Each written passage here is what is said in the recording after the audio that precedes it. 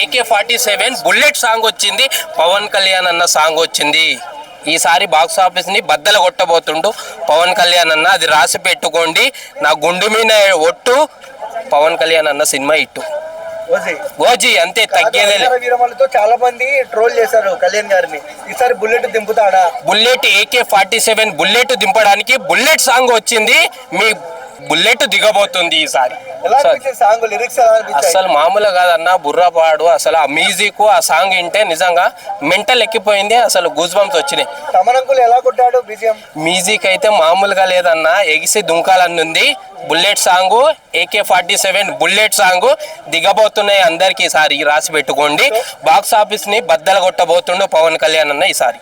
Okay, అంటే five star song బాగుంది, సుబ్బి బాగుంది, ఈ సాంగ్ కూడా. ఎస్. సో అంటే ఒక మ్యూజికల్ ఆల్బమ్ మళ్ళీ ట్రెండ్ సెట్ చేయబోతారా? ట్రెండ్ సృష్టిస్తారు మా పవన్ కళ్యాణ్ అన్న. ట్రెండ్ సృష్టించడానికే వచ్చిండు.